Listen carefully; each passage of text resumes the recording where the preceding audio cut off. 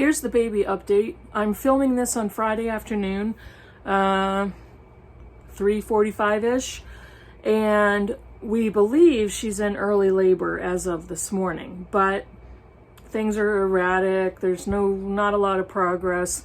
I don't know when you're going to be watching this. It'll post Saturday morning. I have no idea what's going to happen, but you will find this video. So I don't know. Everything's up in the air. I'm confused.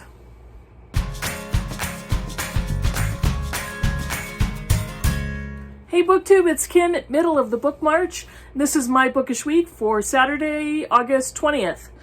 And that would be officially 8 days overdue. Unless she's had the baby and I didn't know it until overnight. You know what I'm trying to say. So anyway, that's all the news I have for right now. And everybody's been so wonderful, and so many wonderful people wishing us luck and well wishes and healthy baby and mommy, and so I really appreciate that. This is such a fun time, so fun and exciting, and I am just dying to meet this little baby girl. I can't wait, and I have to remind myself this is my daughter and her husband's baby, not mine. I need to have a healthy distance and be as supportive as possible, and remind myself they need to have this moment for themselves too. Oh, I'm so excited. So, I have a pretty eventful bookish week. The best thing that happened in my previous week was, on Thursday, I got to meet up with one of my Booktube besties, Karen from The Roving Reader, and her mom, Teresa. They are doing a traveling vacation from Michigan through a bunch of states that Karen wanted to visit, and they made it to New Hampshire. And they made it to New Hampshire on a day where my daughter was not in labor, so we met up for lunch, and I got to spend the day with them in Portsmouth, New Hampshire, and I showed them Strawberry Bank, which is a colonial historic site that has a museum on site. We walked through Prescott Park to see the flower gardens. It was so beautiful.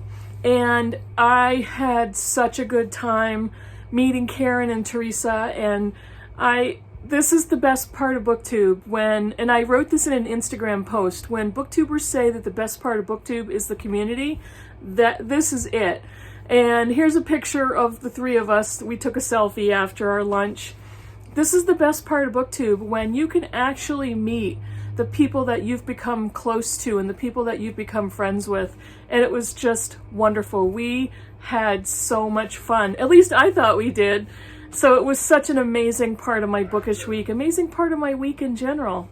And it's been so fun to track Karen on Instagram and social media of all the places they're going to visit. And as of today, she posted pictures from Mystic Pizza in Connecticut. And yeah, it was so much fun. I loved seeing her. I loved meeting her mom. It was so beautiful. They are wonderful people. So, best part of my bookish week. So let me tell you about the books. I finished 3. I had 2 unfortunate DNFs, and I'll show you what I'm currently reading. So, what I finished on audio, An Abbreviated Life. Oh my gosh. The title is An Abbreviated Life. It's a memoir by Ariel Levy, who is a journalist and an author, a prize-winning journalist. And she is the daughter of a poet, the poet Sandra Hochman, who I had never heard of, but apparently back in the 60s and 70s was quite famous in poetry circles in Manhattan in New York. And the audiobook was narrated by Martha Plimpton. So I loved listening to her narrate it because she put the drama in the narration. And that's one of the best things I like about actors narrating audiobooks, is they put the drama and they put all of the feeling into the narration. I said this before, but this book got pretty navel-gazing, and that's the official term for it. But I was like, the way that Ariel Levy grew up with her mother, who was very obviously mentally ill, and the way she grew up was abusive, neglectful, harrowing, but then at the same time, she talked about her experiences and her relationship with her mother, who is still living, and she talked about that, which was fascinating to me. But then she started to look at her current life, or as of the book was published, I think it was 2017, but she has been living in Bali in Indonesia with her partner and his 2 daughters. And at the time of the book, her partner's daughters were young.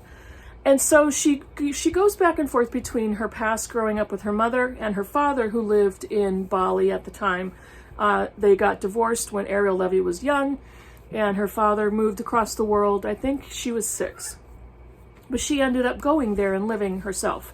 So she talks about the experiences with her mother and everything that happened to her growing up and the dysfunction and the abuse and all of it.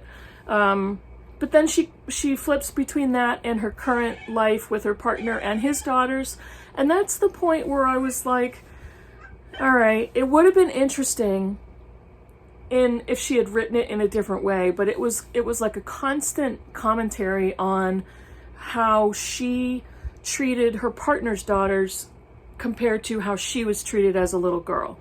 That didn't really match up for me. It wasn't really effective for me in reading the memoir.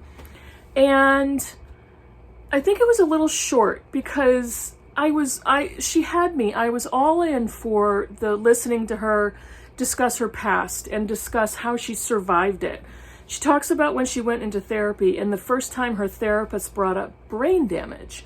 And this is a woman who was not so outrageously physically abused that she suffered any physical brain damage. But because she grew up with the mother that she grew up with from birth, there's a certain amount of emotional abuse that causes a certain level of brain damage when your brain is not forming correctly based on the nurturing of your parent, based on a parent's love. And so her therapist brought that up. That was fascinating because I wanted to read so much more into the science behind brain damage caused by emotional abuse. And I also wanted to hear more about how she looked at her mother as she got older and how she looked at the ways that she coped, the ways that she got to adulthood and became an effective functioning person. That would have been really interesting to me. But again, the memoir was a little short. She got too much into overcompensating with looking at herself and her feelings and pulling everything out. It was okay. It was good. I was so interested in much of it. And then there are other parts that just didn't work that well for me. But it was a very interesting memoir. And it's fascinating that her mother's still alive. She is estranged from her mother, has been for several years. So, which I don't blame her from what I heard and what I read in the book. So that was interesting. And looking into her mother's career, Sandra Hochman, the novels that she wrote, the poetry, she was friends with Andy Warhol and Philip Roth, Norman Mailer, Saul Bellow, all of those people. So that was a really interesting glimpse into what it's like growing up with that type of a parent and having no support and resources because your other parent lives around the world. So yeah, interesting. Little. It was okay. It was a great audiobook. I love listening to Martha Plimpton. Okay, so again, this past week for the books I finished was a little meh. This is the next one I finished, Hanah Carries On by Uzma Jalaluddin. She wrote the book Aisha at Last, which I read last year, I think. And this is her second book. Aisha at Last was really sweet and charming. It was kind of a reimagining of Pride and Prejudice. And this one was a reimagining of the movie You've Got Mail with Tom Hanks and Meg Ryan. But this one was set with a woman who is in charge of a podcast and has kind of an online follower that she starts to regularly correspond with. So it's all internet based and that type of thing. This is a Muslim family background. The main character, whose name is Hanah, comes from a very tight-knit Muslim neighborhood, tight-knit Muslim family, And there is a new father and son business team that comes into the neighborhood and wants to start buying everybody up because they want to open a competing restaurant. And so there's some business conflict, just like in the movie. There's some mistaken identity, just like in the movie. There is growing friendships and job crises and relationship crises. There's a lot of discussion about being Muslim in Toronto, Canada, where the book is set. And yeah, it was sweet and it was fun. I didn't like it as much as her first book because it's like, I don't want to read a reimagining of a movie that is not that old. Yeah, but I also think that this author is talented enough to write a book that she doesn't have source material for. She is talented enough to write original material. That's what I would like to read if she comes up with another book. So I'm hoping that happens. If it is another retelling or reimagining, I probably would not read it. But it was charming, it was fun, it was a very light, quick read. So yeah. The third book, it's another math for me, and this I read for Women in Translation Month. This is The White Book by Han Kang, and this is translated from the Korean by Deborah Smith. And this was shortlisted for the 2018 Booker Prize, International Booker Prize. Yeah, this one was a weird one. I've read both of Han Kang's other books, The Vegetarian and Human Acts, both of which, The Vegetarian I really enjoyed. Human Acts was a little over the top for me. And this one was just weird. Han Kang is a poet, and this is autobiographical, poet, memoir, autofiction, kind of a combination, I guess. It's very short. There's a lot of pages like that with nothing on the opposite page, you know, stuff like that. And she's writing about white things. She's writing about white dogs, white birds, snow, rice, anything that's white. And she's relating it back to her reminiscing about the story of her older sister who died just about an hour after she was born, hour or two after she was born. And she's looking back at that, at her older sister's life. And after that baby, her mother had another baby who died almost immediately at birth, a son. And the author, the narrator, is the third child. And so also ends up having a younger brother. But she's kind of contemplating that if her older sister had survived, she may not be alive. So that was an interesting concept for this narrator to be thinking about and kind of pondering out loud, you know, what her life is and what would happen if her sister was still here. Would she even be here? Would she exist? And that part of the book really had me. But the rest of the book, when she's contemplating stuff that's white, it just was weird. And I think this particular author is just not for me. The way she's coming up with her ideas and the formatting of this particular text, it was fine. There were some parts of it that I felt like, I don't get this. I didn't get it. There are other parts that I thought were really beautiful. By the end of the book, I started to realize that this is a very interesting commentary on grief and, you know, wondering, what is my life for? What is my life about? What does the white mean? Does white symbolize emptiness? Does it symbolize light? Does it symbolize death? An ending? It's that part of it was the end of the book brought up all of those thoughts and those questions for me, but I didn't love it. So it wasn't the best for me. Okay, I have two unfortunate DNFs, and I say that because I don't believe there's two of them. I don't believe it's the fault of either of these books. I'm just not the reader for either of them. I tried to read Alberta and Jacob by Cora Sandell, and this again is for Women in Translation Month. This was translated from the Norwegian by Elizabeth Rockin. This isn't for me. I was bored out of my mind. I thought it was very dry, very, I don't know, bored. I was bored, and I wasn't really invested in the main character, Alberta, which is she was a young girl. This is her coming of age story, and Jacob is her brother. I just didn't care about her life in a provincial town in Norway. The cold, everything, she's always cold, and she's the person, the child in the family who the parents are like, just go off and do something, or okay, whatever, just be quiet. Uneducated, and talks about the gossip in the town and her friend group and the associates, and I don't know, I was bored. But I know that there are people off and on BookTube who love this book, who love this series, and it was just not for me. I have all 3 of the books in this trilogy. This is the first one. If you are interested in it, I will send it to you, and I would rather send all 3 of them to one person, because this is number 1, Alberta and Freedom, and then Alberta Alone are the other 2. If you would like those 3 books, let me know in the comments below, and depending on how many comments I get, I might do a random number, or I will see who was the first one, and we'll go from there, and I'll contact you and I'll get shipping information. But I would love to send these books to you if you're interested in them. And the other one, this one I got a lot further. The Alberta and Jacob, I think I got about 20% from the beginning. This one I read almost half, and I decided, again, I am not the reader for this book, but this in particularly is not the book's fault. This is a really good book.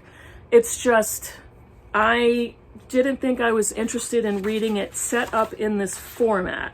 Now, this is Voices from Chernobyl by Svetlana Alexievich, and it's translated from the Russian by Keith Gesson. This is an oral history of the events at Chernobyl after the explosion in 1986. And this is probably the most one of the worst nuclear reactor accidents in history, in Chernobyl. So again, oral history. So the author basically interviewed hundreds of people that experienced Chernobyl in different ways. The families of the men who immediately were killed in this reactor explosion, the families that were devastated by missing or dying family members, people who were immediately evacuated, people who were resettled around Chernobyl. And then each of these people talks about lives and deaths and not wanting to leave their land, not wanting to leave their home, talks about all of the medical phenomena and issues that happen based on radiation poisoning. It's harrowing and holding my breath kind of reading. Why didn't this work for me?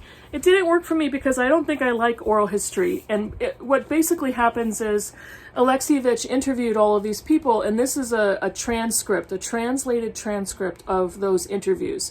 So it was really difficult to kind of get into it, but I also felt like I remembered when this happened. So it was forefront in the news I was 20 when this happened. And so I remember all of this. I remember the coverage. I remember the reading about it, listening to the news reports. Over the many years, I've kind of, read into it, looked at the events, and was aware of what happened, and the part of the Russian government, which is a whole other part of the book, which the threads are throughout the stories about what the government did and did not do, how they treated their people. That is probably the worst part of this. So yeah, it's a great book. It's just I don't enjoy the oral history reading of it. Now, Alexievich also wrote another book that I did read, The Unwomanly Face of War, which was translated by Richard Pevere and Larissa Volochansky, who also translated War and Peace and Anna Karenina by Tolstoy. This one I finished, and this one I thought was really good, but again, it's an oral history, a lot of the same issues, but and also talking about the undercurrents of the Russian government and how it operates with its people. So yeah, it was unfortunate. I didn't really want to DNF either of the books, but they just didn't work for me. Let's see, what am I currently reading? I am currently reading 2 electronic books. Yes, I know, I've already talked about this, but it's convenient. I just started reading, let me show you, I'm opening my Kindle and I'm gonna try to show you the cover page. And let's see if I can get there quickly. Oh, I think I did. Nope. Yep. I just have to swipe, swipe, swipe. You're so bored, I know. A Little Devil in America by Hanah Carry On. This is a book about Black entertainment, in praise of Black performance. This so far is incredible. And I've only just started. I haven't, maybe 20 pages in. This is so good, so interesting. Let me see if I can get you a little bit more information on this author. And I'm getting there. He is a poet, an essayist, a cultural critic from Columbus, Ohio. So he's writing this book, and because he's a poet, it's so beautifully written. I saw this first on Heidi's channel at My Reading Life, and I realized I already had it on my Kindle from the beginning of the year when I purchased it. I'm sure it was a Kindle deal, and so that's why I got it. But so far, so good. I'm really enjoying this one. And then I am listening to an audiobook. Now, I got to talk to Britta because we were going to listen to this as a buddy listen, and we started to, but then something came up for her, so we kind of put it on the back burner. It's Twisted, The Tangled History of Black Hair Culture by Emma Dabiri. She is an Irish-Nigerian author, and who now I believe lives in London. But this is The Tangled History of Black Hair Culture, and we started listening to it together, and like I said, we put it on pause. I picked it back up because I was in the car for quite a bit, and now I'm about halfway through, and it's far different than what I thought it was going to be. There's a lot more political and cultural history in this book than what I was expecting. It's interesting. I'm really getting a lot of information and facts that I'm fascinated about. Black hair culture. She narrates it. I believe she narrates it. I'm going to double check that. If I'm wrong, I'll put it in a text. But it's really interesting, and to listen to her accent as she's reading the facts out of the book is really good. What else? I am also reading another book for women in translation. I am reading Catalan Street by Magda Szabo, and this is translated from the Hungarian, I think it is. Let me see. Yes, the Hungarian by Len Ricks. I read The Door by her, which I really enjoyed. I loved it and enjoyed it, so I enjoved it. But this is Catalan Street, and this is very good so far. I love her writing. The translation is excellent. And started this one maybe about a fifth of the way through. So far, so good. I don't think that'll be a DNF. And then I'm filming on Friday. I'm going to be starting another buddy read tonight. I am rereading Now in November by Josephine Johnson with Kelly from Books I'm Not Reading. And I am so looking forward to getting back into this and talking about it with Kelly. It was her channel that I first saw the book on, and I picked it up, and it's beautiful and glorious, and I loved it. And so we're both going to reread it and discuss it together. We are both huge admirers of this book. If you have not heard of it, if you have never read it, it is glorious. Go and check it out. Please pick it up and try it. It is beautiful. This was her debut novel in 1934 and won the Pulitzer. And she was like in her mid-20s, I think, when she wrote this book. It's amazing. That is it. It's a little bit of a long one today. No baby. If there had been a baby, I would have cut into the middle of the video and I would have posted it late, but right now there isn't one. It is Friday at 4. So hopefully by this time next week, I'll have a picture or two. Let me know in the comments below what you think of any of the books that I've read or are reading. Please tell me if you want the Cora Sandell trilogy. I will mail those to you. And I would love to give those to somebody who would really love them. Write me a comment below, and I will see you in the next video. Bye, everybody.